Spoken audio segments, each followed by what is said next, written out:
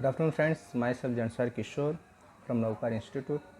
Today I will teach in standard 11 the main book Hornbill, the chapter number 1, name of the chapter The Portrait of Lady.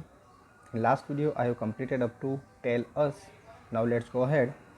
She had always been short and fat and slightly band. अभी उनका look के बारे में बात की है कि ये जो ग्रैंड मदर थी वो एकदम शॉर्ट यानी उसकी हाइट कम थी, फैट यानी थोड़ी मोटी, ओके, एंड स्लाइटली बैंड और वो थोड़ी झुकी हुई थी कमर से। इंसान क्या होता है, झुक जाता है। एजेड जब इंसान बहुत ही ओल्ड हो जाता है तो ये ऑटोमेटिकली अपने कमर से क्या होता है, झुक जाता है। तो इस तरह से उनकी ग्रैंड मदर थी कि उनकी ग्रैंड मदर हाइट में छोटी थी, ज़रा फैटी थी और वो कमर से क्या हुई थी, झुक गई थी।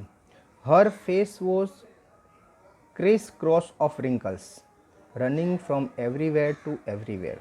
उसके जो चेहरे पर क्या थी, रिंकल्स थी, करचलियाँ, ओके, वो एक जगह से यानी पूरे चेहरे पर, इन शॉर्ट कहना क्या मैंने कि everywhere to everywhere, that means पूरे चेहरे पर रिंकल्स थी।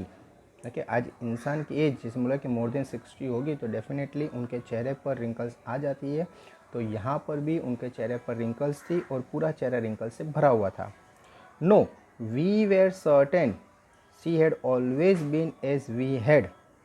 तो हमें सर्टेन, हमें पता था कि वी हैड नॉन हर, कि हम उसको अच्छी तरह से जानते, यानी ये जो ग्रैंड मदर थी उसके जो नेचर को उसको अच्छी तरह जानते था।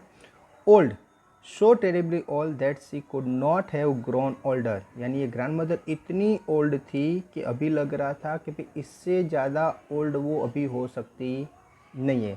ओके, यानी ये जो राइटर है वो बता रहे हैं कि उनकी ग्रैंड मदर बहुत ही ओल्ड थी और उसको देखकर अभी ऐसा नहीं लग सकता कि अभी इससे ज़्यादा वो ओल्ड होगी।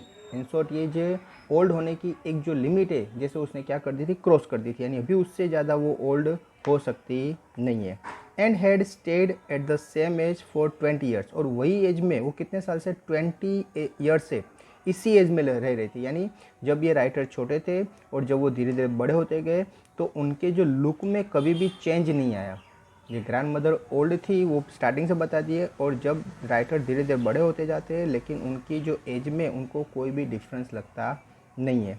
She could never have been pretty, और उसको देखकर लग रहा है क्योंकि 20 साल के एक ही लुक है तो उसको देखकर ऐसा नहीं लग रहा है कि वो कभी प्रिटी होगी। But she was always beautiful, लेकिन वो ब्यूटीफुल थी। ब्यूटीफुल किस तरह से थी कि लुक से नहीं लेकिन सोल यानी आत्मा से। ओके, वो उसके वर्च्यूज बहुत ही अच्छे थे इसलिए उसको ब्यूटीफुल कहा है।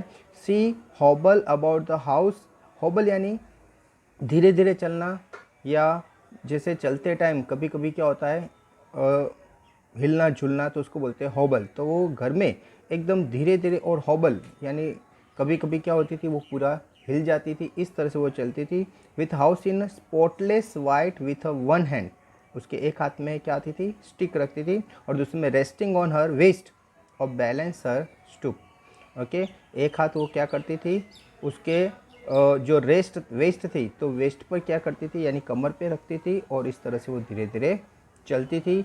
Other telling the bits of her rosary, यानी यहाँ बोला है कि उनका जो एक हाथ था वो कमर पे रहता था और दूसरे हाथ में ऑलवेज रोजरी, रोजरी यानी मोती की माला। ओके, यहाँ पर रुद्राक्ष बोला है कि रुद्राक्ष की माला वो हाथ में रखती थी और वो ऑलवेज क्या करती थी, वो उसको काउंट करते करते भगवान का नाम लेती थी।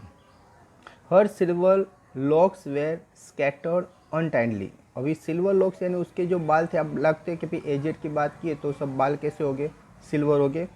तो उसके जो सिल्वर बाल थे वो क्या करते, स्कैटर्ड अनटाइडली ओवर हर पेल प्लक्ड फेस। पेल यानी एकदम फीका हुआ और प्लक्ड यानी मोटा, उसका चेहरा मोटा था तो उसके फीके और मोटे चेहरे पर उसके जो सिल्वर बाल थे वो क्या करते थे, अनटाइडली यानी ऐसे यहाँ तहाँ क्या करते थे, घूमते रहते थे।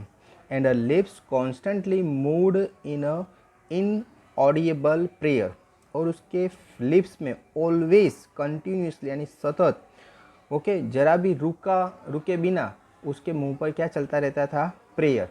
वो ऑलवेज भगवान को क्या कर रही थी, याद कर रही थी, कंटिन्यूसली बिना रुके हुए। यस, सी वॉज ब्यूटीफुल, सही बात है, वो क्या थी, ब्यूटीफुल थी। She was like the winter landscape in the mountains. अभी इसको किसके साथ कंपेयर किया है, क्योंकि वो लुक में अच्छी नहीं थी, लेकिन उनके जो वर्च्यूज़ थे, सॉल था वो बहुत ही अच्छा था, इसलिए उसको कंपेयर किया। She was like a winter landscape in mountain. Mountain में जब विंटर का लैंडस्केप होता है, क्या होता है विंटर में सब जगह आइस होता है, आइस यानी कैसा होता है, वाइट लगता है, तो इस तरह से ये लुक बहुत ही अच्छा होता है। इसी तरह से ये जो ग्रैंड मदर थी वो बहुत ही अच्छी थी। And expanse of pure white serenity, okay, वो पूरी white serenity, breathing peace and contentment, okay, वो ऑलवेज एकदम पीस, कभी भी कभी भागम भागी नहीं, कभी ऐसा नहीं, मन में कोई टेंशन नहीं, कंटेंटमेंट, कंटेंटमेंट संतोष। तो वो एकदम प्योर वाइट सेरेनिटी थी और एकदम शांति से वो पीसफुली क्या करती थी, ब्रीथिंग करती थी, और लाइफ से उसको कोई भी कंप्लेन नहीं थी। वो अपनी लाइफ से एकदम कंटेंटमेंट, यानी कभी भी कोई शिकायत, कोई कंप्लेन, जैसे बहुत से लोगों की लाइफ में जितना मिला उससे उसको ज़्यादा चाहिए, लेकिन यहाँ जो ग्रैंड मदर थी वो लाइफ से उसको जरा भी कोई कंप्लेन नहीं थी, जितना मिला उससे वो क्या थी, खुश रहती थी। यानी उसको कहना चाहते हैं कि उनकी जो ग्रैंड मदर है उससे बहुत सारी चीज़ें उनको सीखने को मिली कि लाइफ में जितना भी है, अगर उस इंसान उससे खुश रहेगा तो कभी उसको प्रॉब्लम होगा नहीं। लेकिन प्रॉब्लम कब होता है कि जब इंसान के पास जितना है, अगर उसको उससे भी ज़्यादा चाहिए, तभी उनके प्रॉब्लम्स क्या होते हैं, स्टार्ट होते हैं। लेकिन जितना है अगर उस इंसान उसमें खुश रहता है तो कभी लाइफ में कोई प्रॉब्लम होगा नहीं है। Okay friends, so I hope आपको यहाँ कंटेंटमेंट तक ये पैराग्राफ आपको अच्छी तरह से पता चल गया होगा। Okay friends, so thank you very much to listen me carefully.